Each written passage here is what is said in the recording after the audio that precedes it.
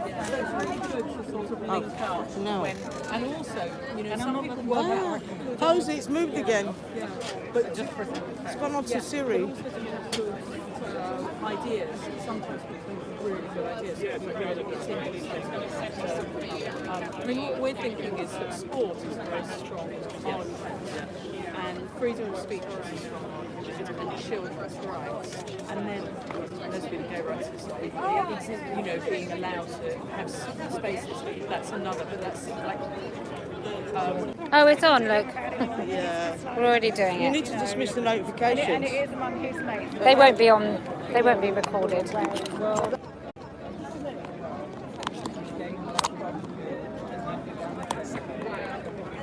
That should capture them, shouldn't it? Then you've got to switch it on, haven't you? It's on, it's on.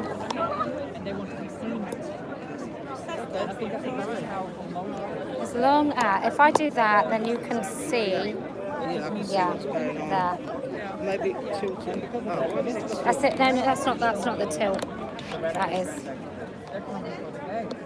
I'm going to keep it like that because I don't think anyone's going to be too high than that. Now we're mobilizing.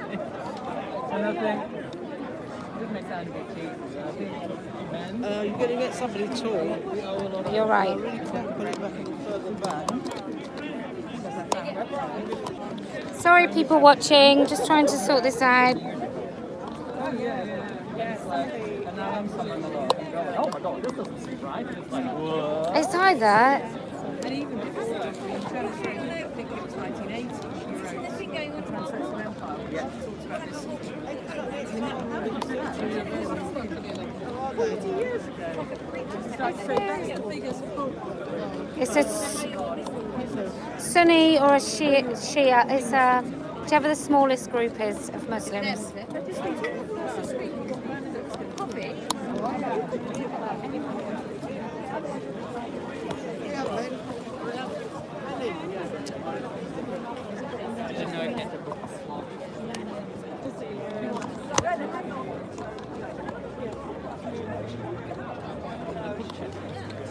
Right.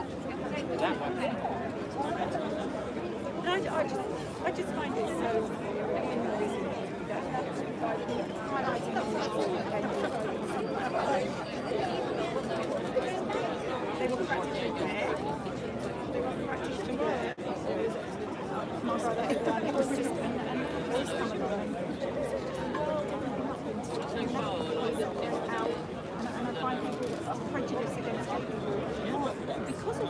Right, no, I feel that because people, even my parents, they're asking me questions about all this trans stuff and thinking that I agree with it just because I'm in the house of LGBTQI. Hello!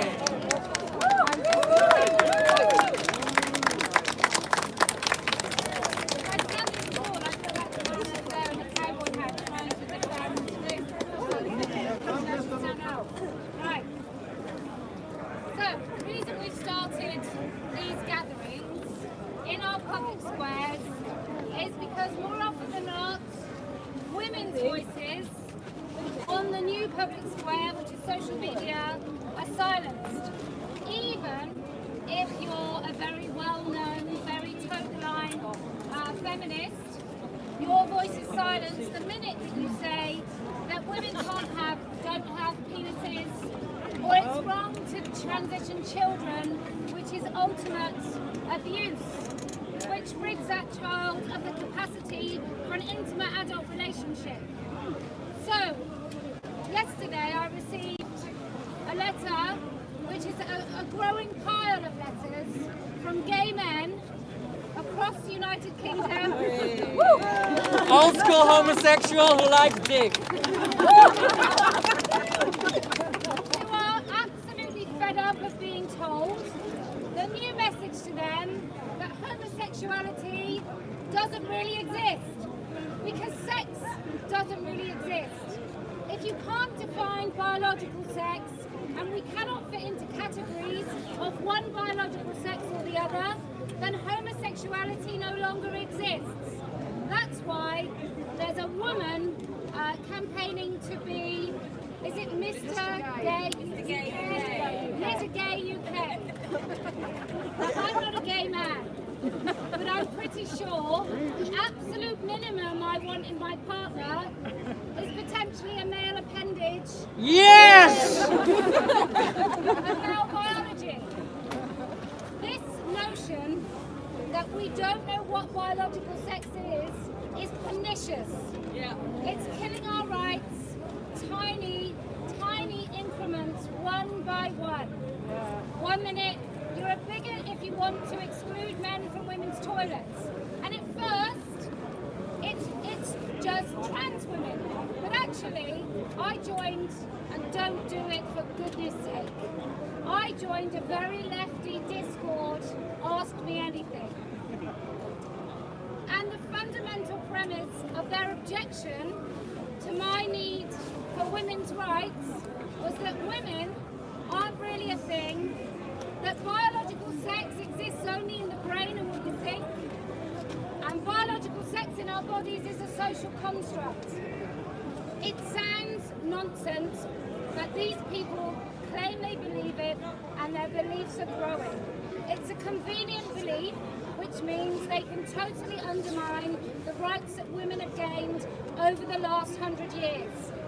And for some of my feminist friends, they'll say we haven't even got to an equal setting, and now we're already losing those rights. So, there's a group over there today, I don't know which version of Islam they follow, but they're gathering to mourn the loss of somebody important to them, must be hundreds and hundreds of years ago, and there's loads of them. We can't even manage women to galvanise, or men to galvanise, to stop the abuse of children's bodies. We have to stop being the silent majority. You have to stop sitting behind computer screens and just sending messages. You have to become the noisy majority. Every time you see something that infringes upon your rights or your comfort, which is also a right that you're allowed to uphold, you have to send a really annoying personal letter to every person in authority that has had some sway in this new infringement of your rights. You just have to do it. You have to do it when a man is in your toilets where you work. You have to make a formal complaint to HR. You have to do it in your staff room. You have to do it as a parent of children at school. It's no good being uncomfortable and thinking your discomfort doesn't matter. It doesn't matter if you don't tell anyone.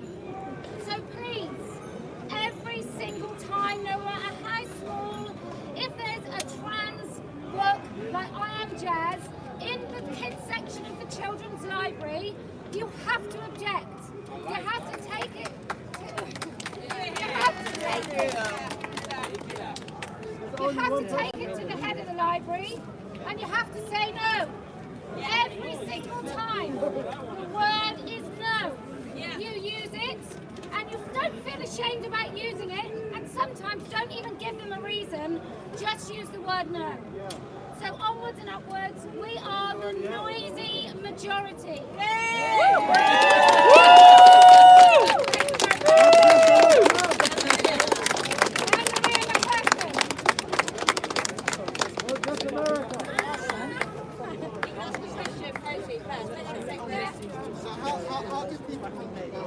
How do you combat words such as transphobia or bigots and all these slurs that people are given when you protest? Right, so this gentleman asked, how do you combat words like transphobia? Well, transphobia right now means if I object to somebody with a penis going in a toilet after my daughter, I'm transphobic. So I would say to you, it ceases to mean anything anymore. Those people that accuse women like myself of transphobia, they're not telling men who literally cause violence that they're transphobic. They're not silencing them on social media. They're not having the bravery to try and tell the men that genuinely cause violence at men that transgress. So I think you have to just water off a duck's back. You can't allow these silencing tactics, which have been deployed by religious people for centuries, that offence becomes the latest way to make people shut up. keep talking constantly. Is that okay? Right, Maria McCaffrey.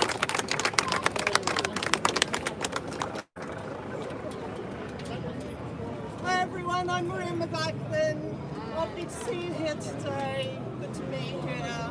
I'd like to say a special hello to our many fans in the transactivist movement who are monitoring our every turfy word. Who will then try to shut us up by any means possible, except by having grown up arguments, because they just don't have any of those. And it's good to see some of the boys and girls in blue standing around ready to arrest us for telling the truth, just in case we hurt someone's feelings. Seriously, when I got home from the last event here in early July, I was amazed to see that people had tried to stop that event from happening.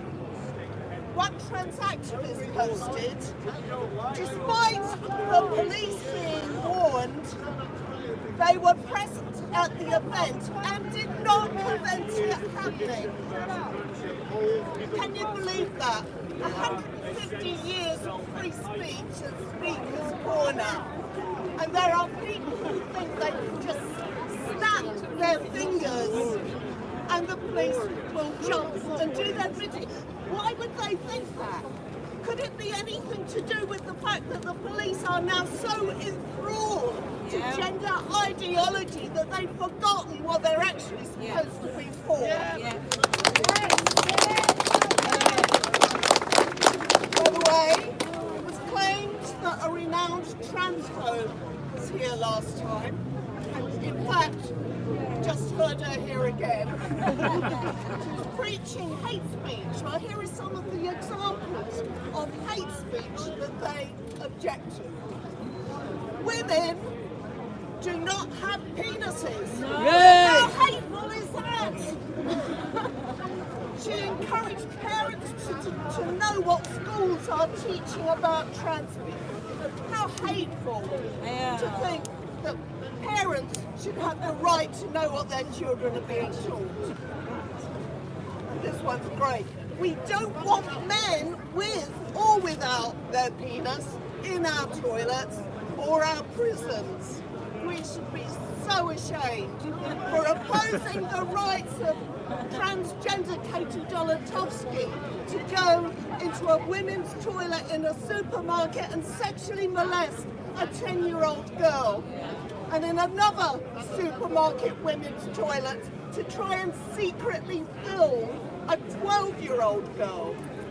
And then he's rewarded by the Scottish criminal justice system by being sent to a women's hostel. That's justice, is it? Well, maybe if they let all the other inmates beat the crap out of him.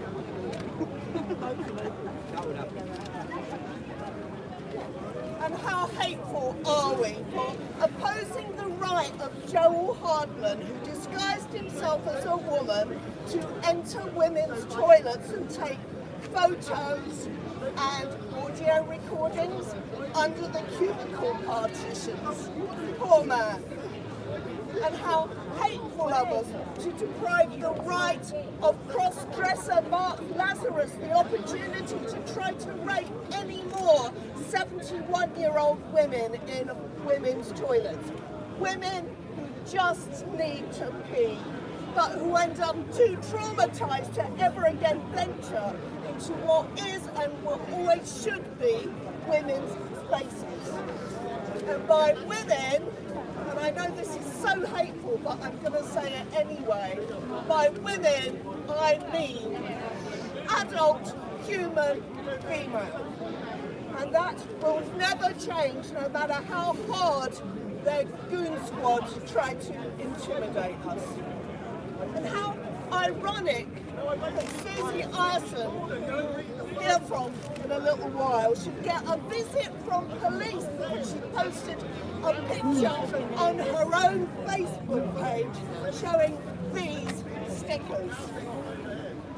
A visit from police over stickers? Are you kidding me? And these are not stickers that are threatening or promote violence, sexual assault against anybody, unlike what the trans activists do to us every single day, and the police do nothing because they don't give a stuff.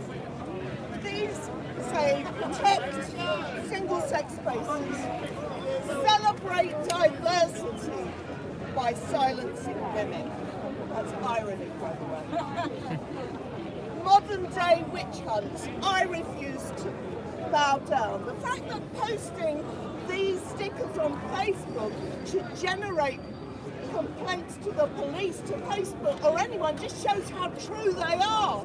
It is a witch hunt and they are trying to silence us. Is the irony lost on these numbskulls, or are they too arrogant and entitled to care? On my Facebook page yesterday, I posted a photo of these stickers and some more where I'd stuck them up somewhere in London. If the police want to pay me a visit over them, bring it. You've already got my address, thanks to the thugs. But remind yourselves, police, what High Court Judge Justice Knowles said earlier this year about the police in the case of Harry Miller. He said they were behaving in a manner reminiscent of the Gestapo and the Stasi. Is that how they want to be seen? Okay, I'm being hard on the police. That's because I hate them. I don't trust them.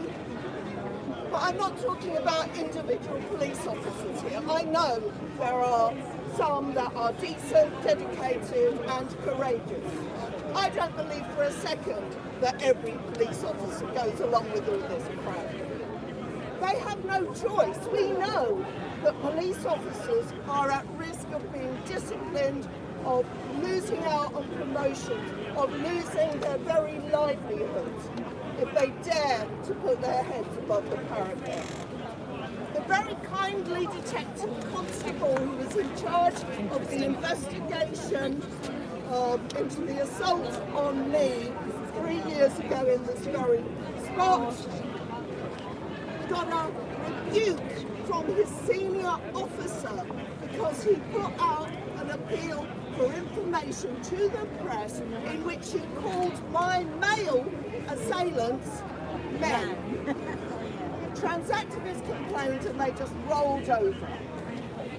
2 weeks ago, the story broke of a woman with 16 years experience as a police officer being told by 2 police forces not to apply for jobs with them because she'd said up front she was gender critical. That means she agrees with that. What's worse is that when she told one of those forces that she knew they had other gender critical officers serving with them already, she was asked to identify them so they could be investigated. How sinister, how Orwellian is that? Police forces around the country have shown time and again over the past few years that they're not on our side. They are betraying, intimidating and trying to silence women and men. Let's not forget Harry. So before I go, I'd like to put in a word for the Fair Cop group who need all the support they can get in fighting back. Their website is a faircop.org.uk. It's run by this bloke here. I don't know who he is. On Twitter as well. And we need to fight back because the police should be there to uphold the law and protect the public and not to promote a misogynistic ideology on behalf of a tiny bunch of bullies. Thank you.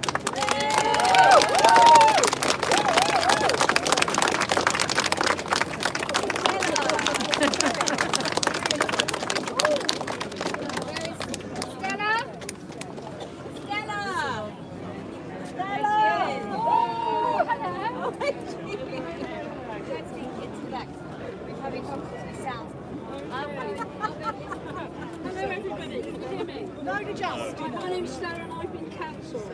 My name's Stella and I've been cancelled. I was chucked out of Blue Star as their regular cartoon. It's Princess, what's she saying? I was cancelled in February this year. Right? Any of you on Spinster, you'll have seen my cartoon. Yes. I hope that you'll take my leaflets when you're here today. And I'm producing a book. It's going to be published in November, a retrospective of this amazing year of our lives. Not just coronavirus, not just Trump, but what's happening to women. Millions of years of misogyny, and we're going to overthrow it. We are going to overthrow millions of years of misogyny. By what we're doing here, what we're doing on Spinster, what Rosie's doing, Maria, and all these people. I hope we can put some names to some faces today, and meet some of you in the crowd today. I don't intend to talk for very long. That's what I wanted to tell you. I've got my Resistors United hat on. I've got my LGBT shoes, all to confuse me because I'm really a straight hat woman. My husband's over there. He's wearing one of these masks as well. So, you know, I just wanted to say hello to you guys. It's lovely to be here, and I hope we have many more of these speakers calls events.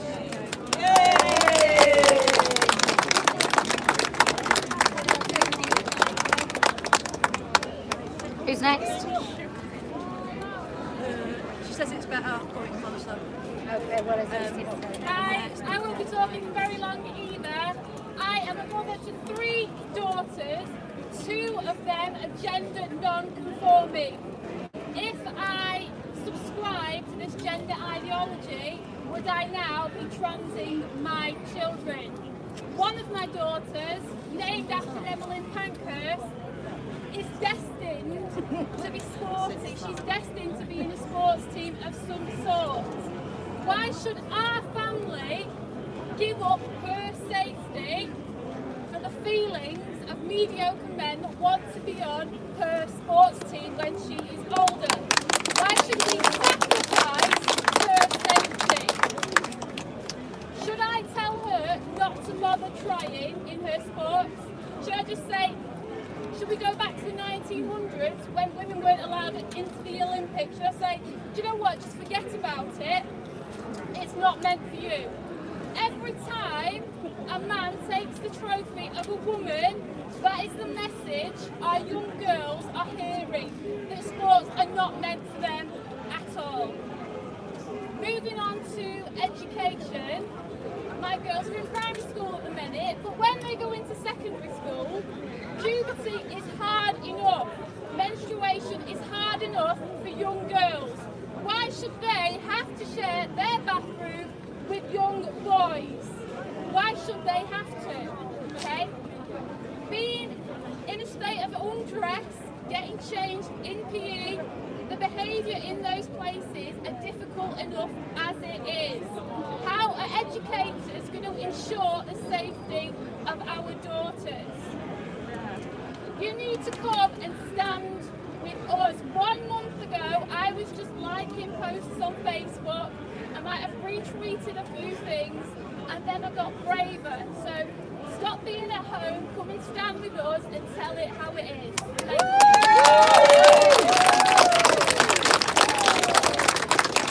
Now we've got Bernadette.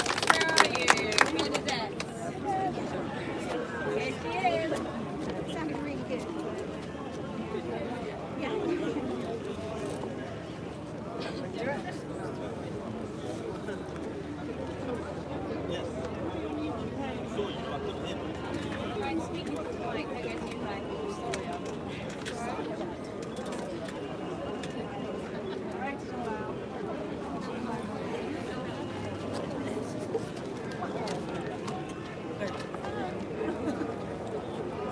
Hi, my name is Bernadette, and I'm the UK contact for the Women Human Rights Campaign. That's www.womensdeclaration.com. There's a song I love to sing along to with these lyrics. Your history of silence won't do you any good. Did you think it would? Let your words be anything but empty. Why don't you tell them the truth? And so I'm here on this stepladder to speak the truth. The truth that a As a woman, I am an adult human female. The truth that in the UK, in law, a woman is a female of any age. The truth that sex in law in the UK is defined as a woman and a man. The truth that sex is a protected characteristic. In this country, there are laws written to protect women based on the fact that we are females. And this is the truth. And yet this truth has been neglected, ignored, and obfuscated by a theory, a belief, an idea that gender identity should supersede sex as a human characteristic and upon which laws should be based. Gender identity is defined as an innate feeling from birth, a sense of whether we feel masculine or feminine in our society. In other words, which sex stereotype do you like best?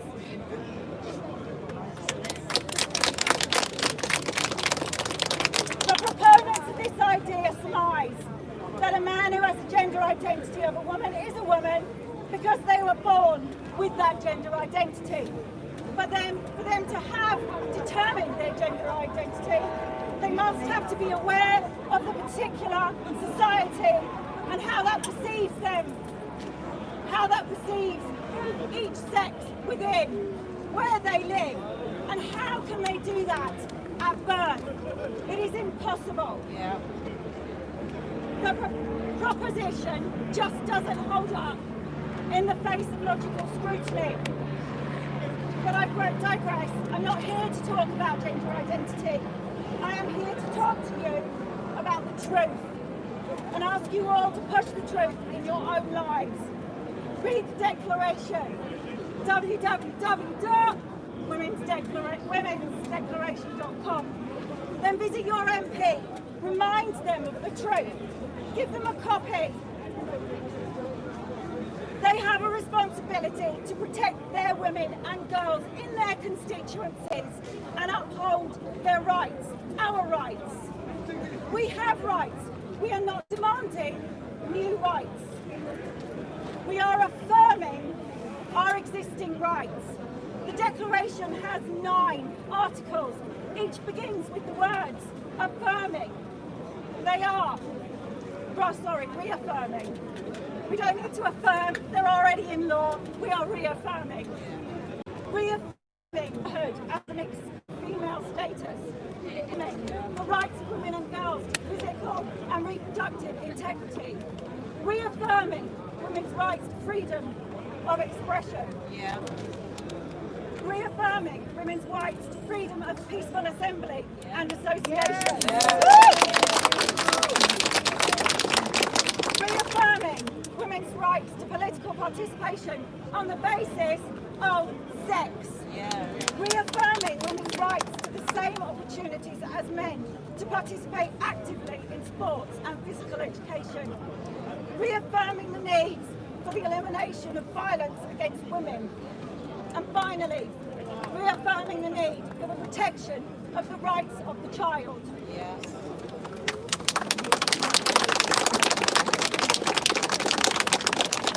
So please, read the Declaration, sign the Declaration, join over 11,500 people around the world from 119 countries.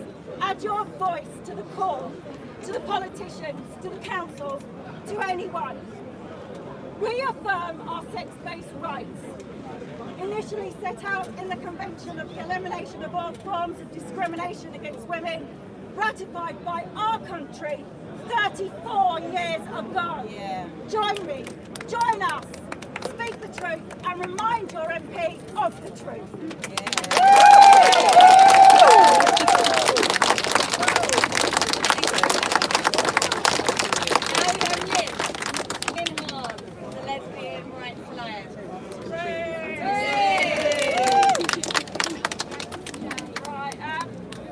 Lesbian Rights Alliance is standing up for lesbians, all lesbians, young and old. And we've really been under attack by the trans activists because some of as someone posted on Facebook, they think that all we need is a good butt. Why are we attacked? Because we deny men access to our bodies, and we deny transgender activists access to our bodies. So we really have to stand up as lesbians, as a particular group of women, and fight back. But the other thing that they're doing is trying to erase young lesbians, and they're doing this in schools, and they're telling all gender non-conforming young lesbians that they're really men. And this is something really big that we have to fight, and we have to change what's going on in education, and what groups like Stonewall et al. Are telling young lesbians in schools who are being persuaded that they'd be better off as trans men. So that's what I ask you all to be involved, if you're parents and you to be involved in any education in any way, find out what's happening in your local schools, and find out not only what's happening to girls in general, but to young lesbians in particular, and stand up for us.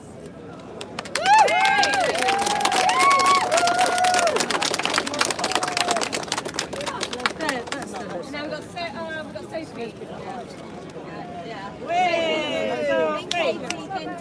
Sorry, can I just say, the leaflet I've just given out, the link to the website on the bottom tells you about donating to the Young Lesbian Project.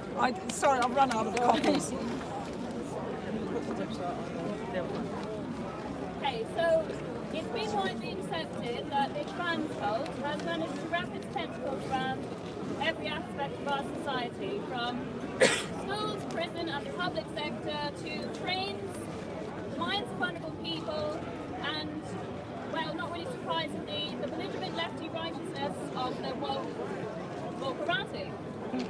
The first reason I liken trans to a very sophisticated propaganda movement, well it is through the use of a tactic known as agenda setting. This does not tell you what to think, but through manipulation of the media, it makes the public feel the agenda is important.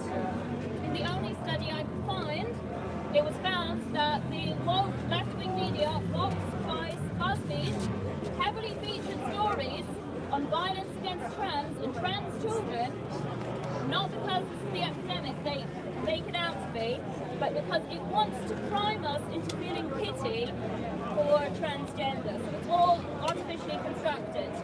This is why they regularly feature articles on their suicide statistics and their murder rate to prime us into believing into the victimhood narrative of trans, and setting this vulnerability in opposition to the bullies that oppose this regime. By using framing, the trans propaganda machine frames women and people who are pissed off about it as violent, horrible bullies. And these are all deliberate tactics to discredit its opponents, more commonly used in regimes and politics. Trans uses framing in other ways, a process known as health loss frames, which primes young girls, just as an example, into thinking they'll be better off dead if they don't turn their forearms into useful penises. A loss-framed message is more persuasive than a gain or non-gain framed message, particularly when individuals, in this case young girls, perceive the situation as highly relevant to their lives. A vulnerable, self-loathing teenage girl in the whirlwind of teenage hormones and anxiety, this health frame becomes more relevant, and as they say on their crowdfunding pages, absolutely necessary for their mental health well-being. So the teenagers, the young people who get caught up in this, they do not pluck the idea out of the sky. It's long-term cultivation towards this set of beliefs, which is delivered by the media and trans is seen as the solution to their problems, without telling us the real losses. So if the pharmaceutical industry and trans can boast about inventing social anxiety disorder, sell smoking as being cool for feminists in the 1920s, it's cool. Torches of power. They can also promote an invasive surgery which generates millions for the pharmaceutical industry as being beneficial to someone's health. As Barry Paxil, Barry Brand, the Paxil product director said, it is every marketer's dream to find an unidentified or unknown market and develop it. That's what we were able to successfully do with social anxiety disorder back in the 1980s. Wow. So they have found a way to pathologise gender, which we know to be a social construct. Trans does not allow for a holistic model, because that wouldn't be very profitable, where disconnection and hatred of one's body is not explored in any other way. The only option that seems viable is through chemical castration and perpetuating the caricature of the suicidal dysphoric child. So it's framing again. It despises when the finger is pointed at any other method which would stop it lining its pockets, and it is using the liberal media to continue weaving its web. I can only find one study on this, but the rest are banned. So think about these psychological tactics and think about what Barry Paxil said. This is basically just a deliberate way of making profit, and it's all a sham. Yes, here! So Susie, how are you?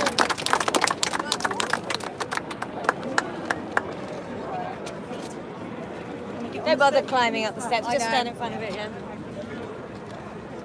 Speaking to the speaker. Hello! Enemy number one at the moment. I just want to speak about something a little bit different today that I promised that I would speak about. This is something close to my heart. Why is it acceptable to hound the families of murder victims? Why is it acceptable to lie, to fabricate those women and children who have been murdered, to tarnish their reputations, to speak the most unspeakable, insidious bullshit, to make money online, hundreds of thousands of pounds from their deaths? Have you heard about the Watts case in America? The annihilation of Shanann and her beautiful children at the hands of a man they should have been safe with, the husband and father. We as a huge online group are trying to bring about Shanann's law to stop the Ruzak family, Shanann's family, and in turn other families are being relentlessly hounded. This case is so heartbreaking, so shocking. As much of it has been caught on camera. The case is closed, yet still this poor woman is made, and her family are made subject to conspiracy theories, thousands of videos made about them online, from continual study groups to experimental videos to demonstrate how difficult it is to drag the body of a woman from a garage to a car. This has to stop. It is vile, it is predatory. We won't stop fighting for Shanann. She hasn't got her voice, but we can speak for her and with the blessing of her family. Thank you for listening. By the way, watch out for those litters of mass destruction. They are really deadly. And I'm very pleased that Devon Cornwall Police have solved all crimes, and there is no crime against women that they have the time to send out 2 police officers twice in one day.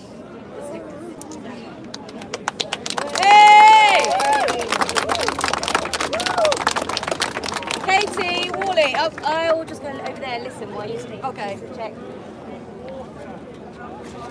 Hello, can you hear me at the back? Can you all hear me? Okay, I'm going to shout this, so apologies on people on the internet if I'm shouting at you. I'm trying to project my voice so everyone can hear me. So you might know I'm one of them people that's got some quite controversial beliefs. I'm technically, I think, what's known as a gobshite. And I'm about to say some beliefs that might be a bit unpopular with some of you here.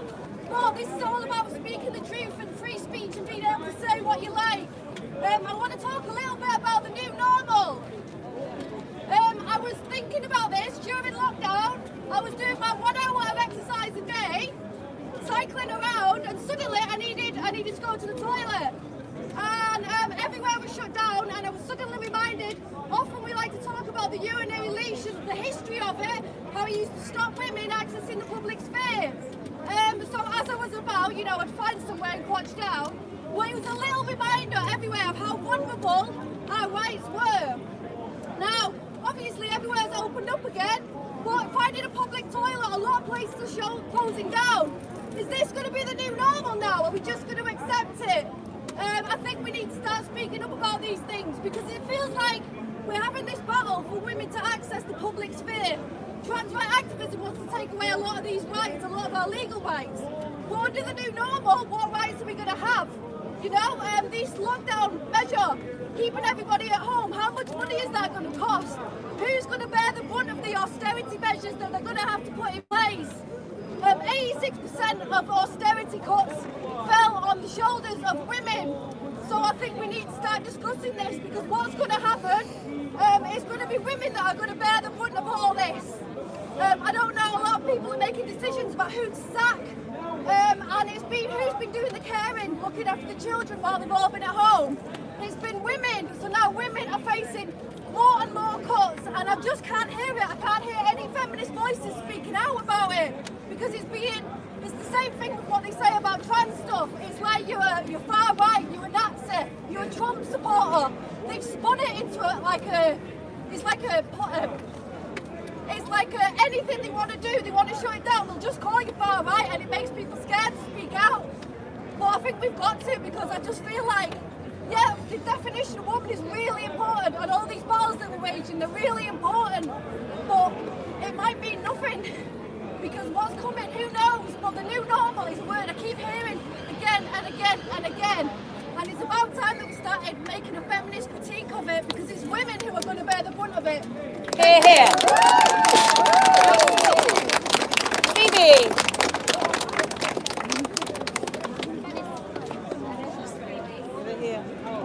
Hello.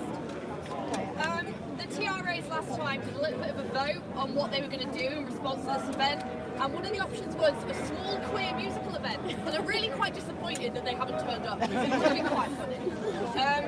My little badge says deeds, not words, and I think that's really important. So what I'm going to do is I'm going to talk about the deeds of some of the trans women criminals this year alone. So we've got Roger Spackman, possession of 300,000 indecent, prohibited images of children and extreme pornography portraying sexual acts with animals. John, aka Julie Marshall, possession of more than 80,000 indecent images of children. More than 1,000 of those were like Class A, which is the most severe. Got Anthony Scales, possession of more than 1,500 indecent images of children. Joshua/Lee Harvey, child sex offender, convicted in 2 breaches of a sexual prevention order. Mark Brown, assault by penetration. Mark Conway, rape, assault by penetration and false imprisonment. Christopher Hawkins, indecent exposure. Wayne Rogers, charged with assault by penetration and sexual assault. Jeffrey Rainey Kelly, second sexual offence prevention order breach, convicted sex offender, entered a care home for the elderly shortly after being released from jail term for entering a school. Tamara Williams, multiple burglaries, theft and receiving stolen goods. Lucy Good, assault of a female neighbour, a grandmother. Paris Bragazi, why did they choose these names? 2 counts of criminal damage, 2 of common assault against 2 women, and 1 of assaulting a female police officer. Christopher Hawkins, again, assault.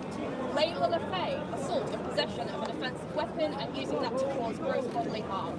Joshua/Samantha Howard, 4 assaults on emergency workers, possession of an offensive weapon, and criminal damage. And this is just this year. Do we want these people in our toilets? No. Do we want them in our changing rooms? No. It's enough is enough. Just a few honourable mentions from over the years. Obviously got Katie Dolotovsky, who I think Maria talked about earlier. First attempted to film a 12-year-old girl as she used the bathroom, then stalked a 10-year-old into a Morrison's bathroom, forced her back into the cubicle and ordered her to remove her underwear, also telling her that there was a man outside ready to kill her mother if she did not comply. The girl has since suffered from severe flashbacks. He avoided jail, was given community service, and was put in a homeless hostel for women in Fife, where he shared same-sex facilities with female residents. How do you think that made them feel? Most of these homeless women would have been suffering sexual abuse as well. Rory Francis, aka Lachlan McKay, raped a young girl and seriously sexually assaulted a 12-year-old boy, and then boasted about having infected them and others who had slept with while working as a prostitute with HIV and hepatitis C. Do we want these people around our children or in our spaces? No. No, we don't. A few sort of less severe ones. I won't put them in the same category as the others, but it wouldn't be a speech by me if I didn't give an honourable shout out to Lily Madigan. Sexually assaulted tens of women within the Labour Party, most of them young, most of them lesbian, a few bisexual. Most of the other women have distanced themselves from me because they are all sort of like, oh, Lily has done this, and Lily is Lily is a woman, but women can be abusive. They haven't quite joined the dots yet as to this pattern of behaviour, and it's because it's a male pattern of behaviour. And the other one I'm going to mention is Jess Bradley, first trans student officer for the NUS, suspended after he published explicit photos of himself flashing a woman on a train carriage on his blog under the title Exhibitionism. Interestingly, Jess was very keen to defend Tara Ross' assault on Maria McLaughlin. I wonder why. Yeah, so it's really important that we start naming and shaming these people. They're perfectly happy to do that to us, they're perfectly happy to dox us. I've had my address put online by a trans rights activist. We need to start naming and shaming these people because that's how we're going to get them to stop. And we need to say, no, you're not coming into our spaces, you're not coming into our change rooms, you're not coming into our toilets, because this is the sort of things that they do when they're allowed in. No is a complete sentence. Yay!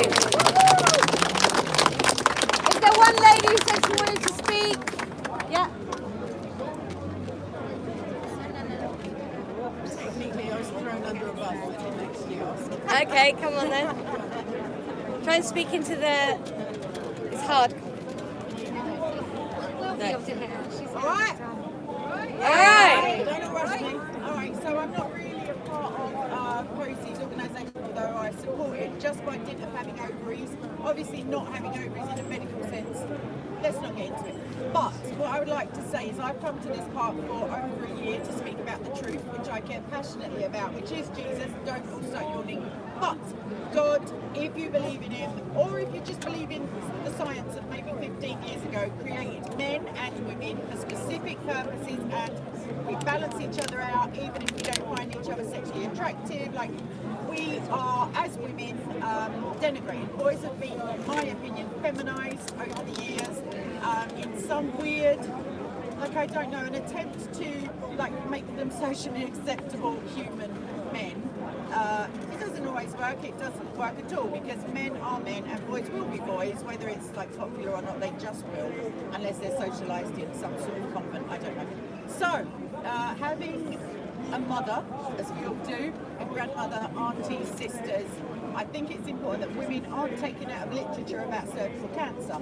I think that the reference of I heard recently an LGBT/QP, I don't know who they are, but they said that it's hate speech and transphobic to say that only women get cervical cancer. If everybody here can't see the ridiculousness of that statement, I would have said bollocks to them, but that may be transphobic also. And I'm a very retiring, shy person, so I mean, the testicular fortitude of these ladies in saying this is outrageous.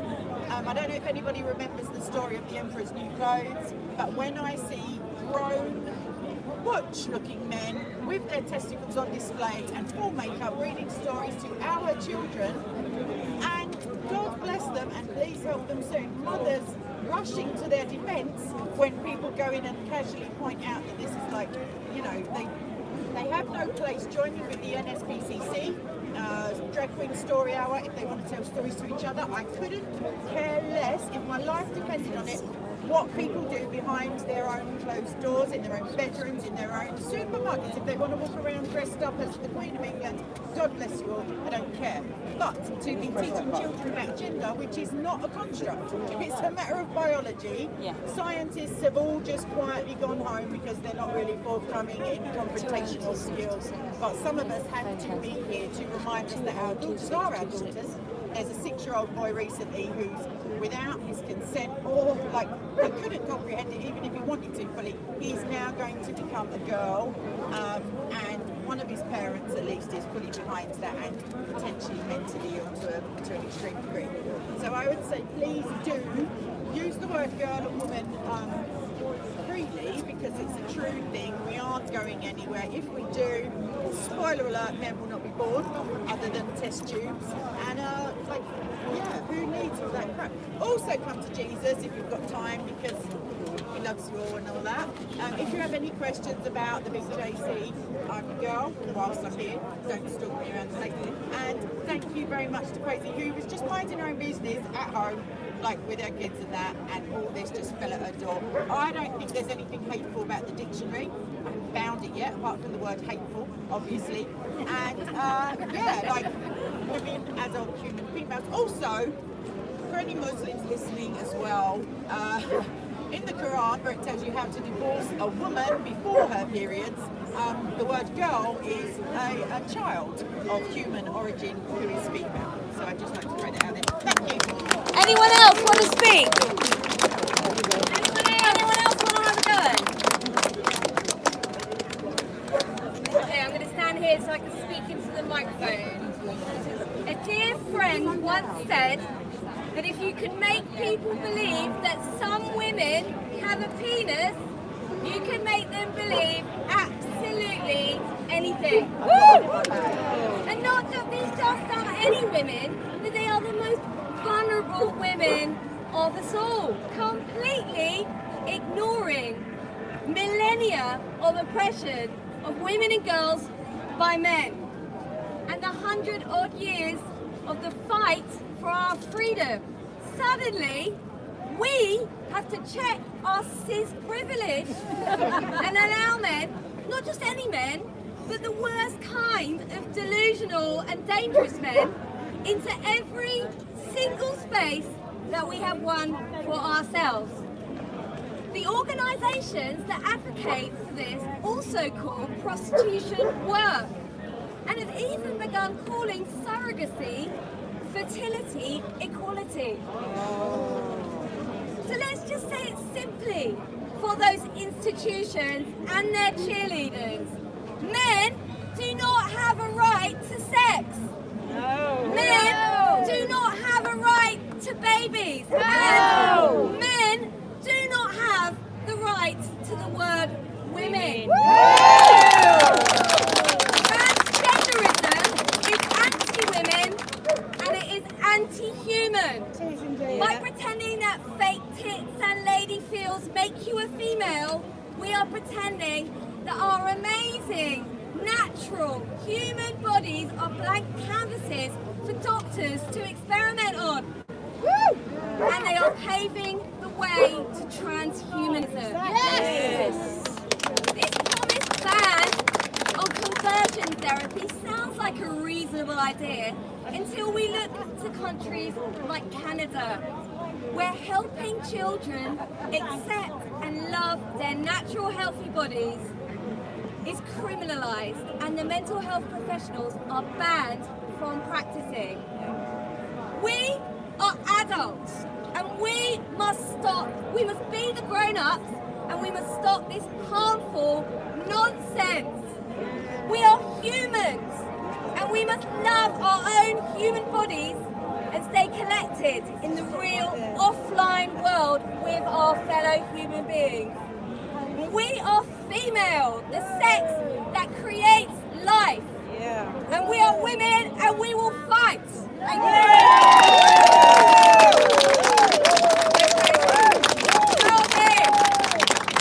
Rosie Barker, you're going to come and say the last words?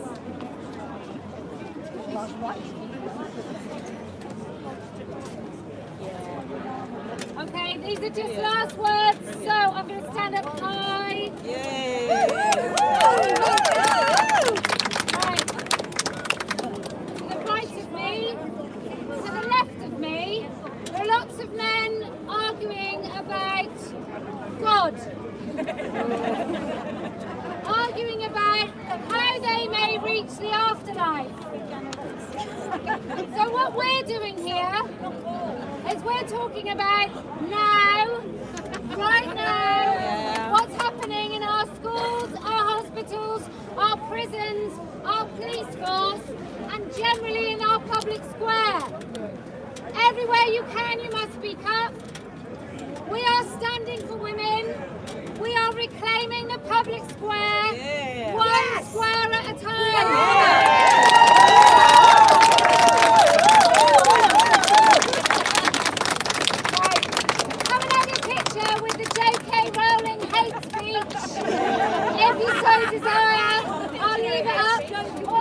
Oxford Dictionary definition of woman.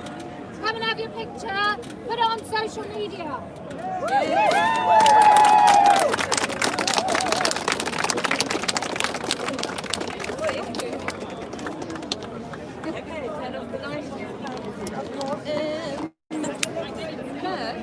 Have you got any merch with you, please? I can't bring it. Did I get one of those? No, I've got some.